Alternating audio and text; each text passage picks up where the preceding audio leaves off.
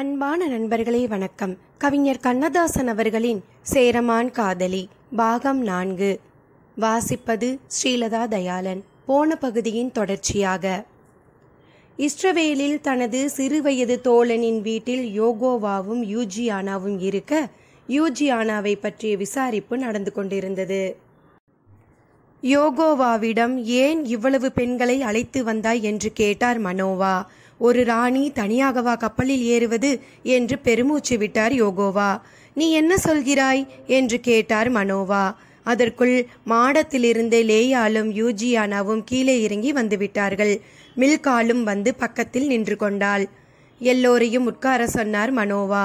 பெண்களுக்கு புளிக்காத திராட்சை ரசமும் ஆண்களுக்கு புளித்த திராட்சை ரசமும் வழங்கப்பட்டன.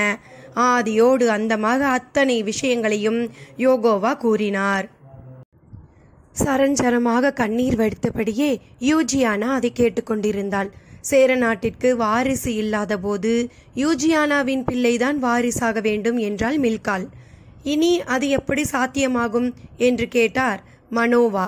ஏன் ஆகாது என்று சொன்ன மில்கால் ஆகமத்தை எடுத்து படிக்க ஆரம்பித்தாள். அதிலிருந்து சில குறிப்புகளை கொடுத்தாள். அதை கேட்டுவிட்டு, இப்போது நீ என்ன சொல்கிறாய்?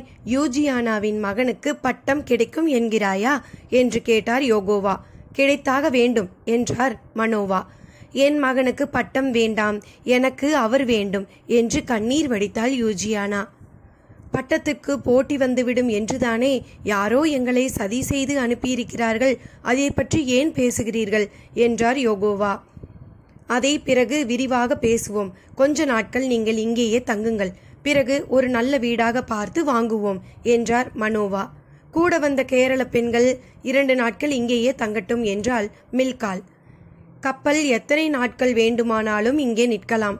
இந்த பெண்களும் கப்பலில் வந்த அலிகளும் இஸ்ரவேலையும் சுற்றி பார்த்துவிட்டு போகட்டும்.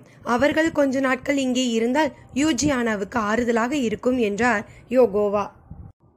அன்று இரவு மனோவாவின் மாடத்து நிலா முற்றத்தில் அக்கம்பக்கத்து யூத பெண்கள் கூடிவிட்டார்கள்.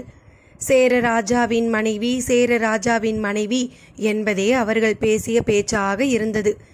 நிலா முற்றத்தில் அமர்ந்தவாறே இப்போது யூத உடையில் இருந்தால் யூஜியானா ஆகாயத்தை கூர்ந்து நோக்கினாள். அங்கு ஒளி வீசிய பூரண சந்திரனின் சேரமானின் திருமுகம் தெரிந்தது. கற்பனையா உண்மையா? கண்களை துடைத்து கொண்டு பார்த்தாள். நிலாவில் இருந்த சேரமான், கப்பலை அங்கேயே வைத்துக்கொள், நீ திரும்பவும் சேர நாட்டிற்கு வரவேண்டியிருக்கும் என்று சொல்வது போல் இருந்தது. அத்தியாயம் 4. பட்டத்து யானையின் பரிசு. இன்று கேரள நாட்டில் ஓணம் பண்டிகையும் பூரம் பண்டிகையும் பிரபலமாக இருக்கின்றன. சேர நாடு பல பகுதிகளாக பிரிக்கப்படுவதற்கு முன்பு ஒரே திருவிழாவாகத்தான் மிக பிரபலமான திருவிழாவாக இருந்தது. அதுதான் கொடுங்கோளூர் பகவதி அம்மனுக்கு எடுக்கப்பட்ட விழா. கோடை காலத்தில் மழை வேண்டி நடத்தப்படும் விழாவாக அது அமைந்திருந்தது. வடநாட்டு ஹோலி பண்டிகையில் நடப்பது போல் இங்கேயும் சாயத்தண்ணீரை ஒருவர் மீது ஒருவர் தெளித்து விளையாடுவார்கள். அந்த சாயத்தண்ணீர் ஒன்று வெறும் மஞ்சள் நீராக இருக்கும், இல்லையேல் சிறிது சுண்ணாம்பு கலந்து சிவப்பு நீராக இருக்கும். அந்த பக்கம் பாண்டிய நாட்டு எல்லையில் தென் திருவிதாங்கோடு நாஞ்சில் நாட்டிலிருந்து அது ஆரம்பமாகும். இந்த பக்கம் கொங்கு நாட்டு எல்லையில் மலபாரிலிருந்து ஆரம்பமாகும். விசால கேரளம் முழுவதிலும் இந்த விழா எல்லோராலும் கொண்டாடப்படுகிறது. வந்து குடியேறிய சிரியன் கிறிஸ்துவர்கள், கேரளத்திலேயே பிறந்து மதம் மாறியவர்கள், யூதர்கள் அனைவரும் இந்த விழாவை கொண்டாடுவார்கள். மகமதியர்கள் அதை கொண்டாடுவதில்லை என்றாலும் அந்த நாளில் இந்து குடும்பங்களில் உள்ள தங்கள் நண்பர்களோடு விருந்துகளில் கலந்து கொள்வார்கள். காவிரி பூம்பட்டினத்தில் இந்திர விழா நடக்கும்போது சமண பள்ளிகளிலும் பிரார்த்தனை நடப்பது போல் பகவதி அம்மன் பண்டிகையின் போது கிறிஸ்துவ ஆலயங்களிலும் மழைக்காக பிரார்த்தனை நடக்கும். மதங்களுக்குள் ஒற்றுமை என்பது முடியாட்சி காலத்திலேயே கைக்கொள்ளப்பட்ட ஒரு கொள்கையாகும். சோழ நாட்டில் சமண பௌத்தவர்களும் சேர நாட்டில் அரபு, யூத, கிறிஸ்தவர்களும் பெருமளவு இருந்த போதிலும் அவற்றை ஆண்டவர்கள் இந்து மன்னர்களே. 15ஆம் நூற்றாண்டு வரையில் பாண்டிய நாட்டில் மட்டும் இந்து மார்க்கத்தை தவிர வேறு மார்க்கங்கள் பரவி விரவி நிற்கவில்லை. பாரத நாட்டில் மிக முந்திய காலத்திலேயே பல வகையான மார்க்கங்கள் நுழைந்துவிட்ட முதல் நாடு சேர நாடாகும். ஆகவே 3ஆம் சேரமான் பெருமாள் காலத்தில் அத்தனை மார்க்கங்களும் பரிபூரணமாக அங்கீகரிக்கப்பட்டு விட்ட நிலை. பகைமை என்பதே அறவே இல்லாத நிலை. எல்லோருக்கும் மூலம் இறைவனே என்று இயற்கையாகவே உணர்ந்திருந்த நிலை. ஆகவே ஒரு மதத்தினரின் திருவிழாவில் கலந்து கொள்ளும் பிற மதத்தினர் அதை ஒரு வேடிக்கையாகவும் உற்சாகமாகவும் கருதினார்களே அன்றி வெறுப்போடு நோக்கியதில்லை. கொடுங்கோளூர் பகவதி அம்மன் கோயில் சகல மதத்தினரையும் இணைக்கும் பாலமாகவும் இருந்தது. இன்று வேளாங்கண்ணியும் நாகூர் தர்காவும் இந்துக்களை கவர்ந்து இழுப்பது போல் அன்று பகவதி அம்மன் கோயிலும் மற்றவர்களை கவர்ந்து இழுத்தது. சேரன் செங்குட்டுவன் எழுப்பிய பத்தினி கோட்டம் இந்த பகவதி அம்மன் கோயில்தான் என்று ஆராய்ச்சியாளர்கள் கூறுகிறார்கள். இன்று தமிழ்நாட்டின் எல்லையிலே இடிபாடாக கண்டுபிடிக்கப்பட்டிருந்த ஒரு கோயில்தான் பத்தினி கோட்டம் என்று கூறுவோரும் உண்டு. இது எப்படி இருப்பினும் கொடுங்கோளால் மதுரை எரிந்தது என்னும் செய்தியை சிலப்பதிகாரத்தில் படித்துவிட்டு கொடுங்கோளூர் என்ற பெயரையும் அது மருவி கொடுங்கோளூர் என்றானதையும் பார்க்கும்போது செங்குட்டுவன் கட்டிய கோயில் இதுவே என்ற எண்ணம் புலப்படுகிறது. பகவதி என்ற பெயரும் ருத்ர தேவதையை குறிப்பதாகும். கண்ணகியின் கோபத்தால் பாண்டிய நாடு எங்கனம் வெப்ப நோய் ஏற்பட்டதாகவும் அதை தணிக்க மழை வேண்டி அமைந்த அம்மனே மாரியம்மன் எனவும் கூறப்படுகிறது. கண்ணகிக்கு அப்படி மலையாளத்தில் தரப்பட்ட பெயர்தான் பகவதி என்றும் நாம் கருதலாம். செண்டை என்ற வாத்தியம் கேரளத்தில் பிரசித்தியானது. நீண்ட வடிவமுள்ள மிருதங்கம் போல் இது இருக்கும். பழங்கால குகை ஓவியங்களில் இந்த வாத்தியம்தான் காணப்படுகிறது. செண்டையும் பெரிய வகை ஜாலராவும் நீண்ட கொம்பு வாத்தியங்களும் திருவஞ்சை களத்தை சங்கீத போர்க்களமாக ஆக்கிக் கொண்டிருந்தன. அசல் புரவிகளிலேயே நாட்டியமாடும் புரவிகள் அந்த தாளத்திற்கேற்ப நாட்டியமாடி கொண்டிருந்தன. முச்சந்தியிலேயே கணிகையர் நடனம் இரவு பகலாக நடந்து கொண்டிருந்தது. தென்னஞ்சோலைகள் நிறைந்த நகரமாதலின் மக்கள் எல்லாம் வெயில் தெரியாமலேயே விளையாடி கொண்டிருந்தார்கள். பல வகையான குங்கும பாத்திரங்களோடு சில அங்காடிகள் சொலித்தன. 21 வகை மலர்களையும் சில அங்காடிகள் விற்பனை செய்தன.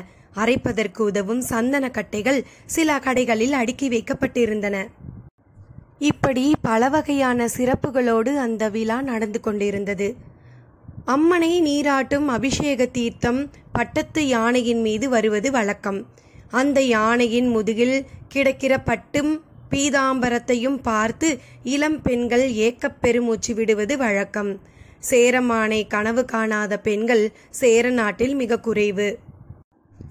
அவர்களிலே அந்த சிந்தனையே இல்லாத 2 பெண்கள் திருவிழாவை வேடிக்கை பார்த்து கொண்டே தெருவழியே நடந்து வந்தார்கள்.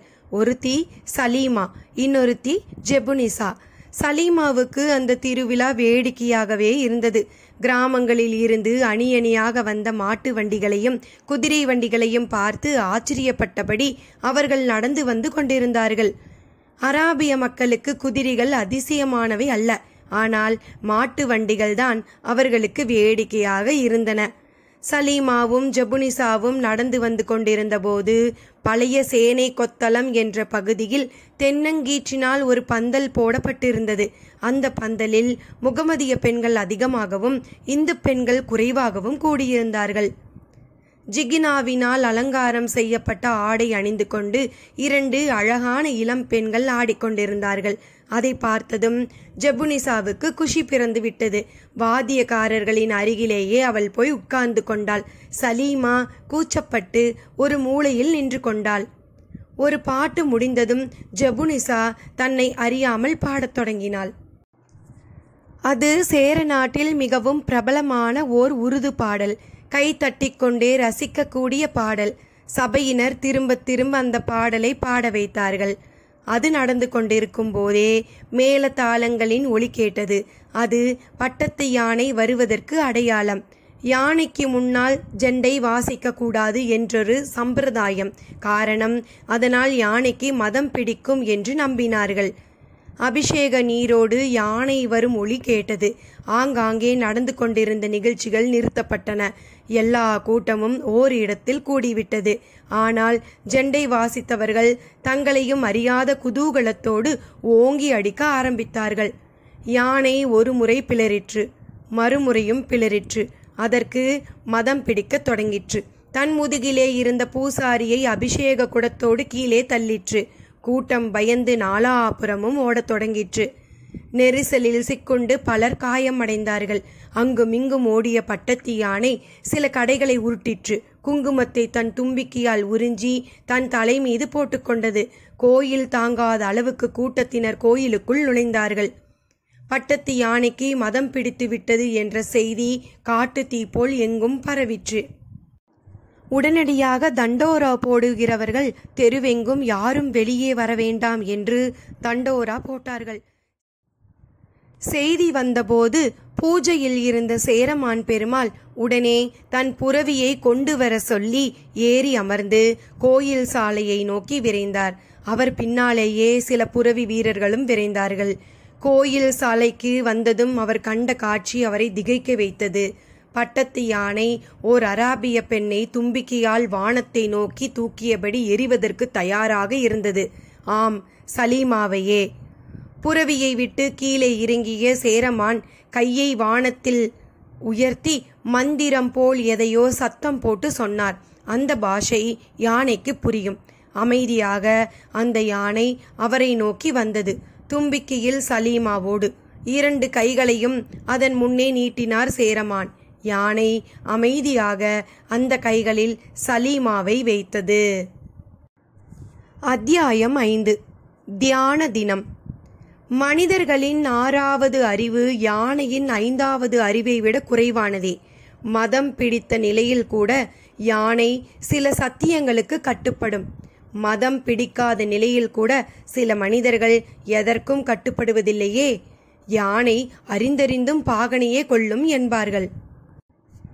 ஆத்திரம் ஊட்டப்பட்டால் மகான்கள் கூட அந்த நிலைக்கு வருவதில்லையா?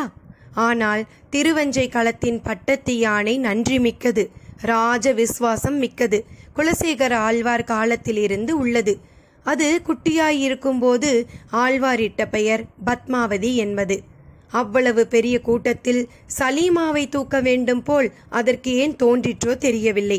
ஆயினும் 3ஆம் சேரமான் பெருமாளின் கரங்களுக்கு அது கட்டுப்பட்டது. சலீமாவை கையில் தாங்கிய சேரமான் பெருமாள் மீண்டும் ஒரு மந்திரத்தை உச்சரித்தார். யானை மண்டியிட்டு வணங்கிற்று.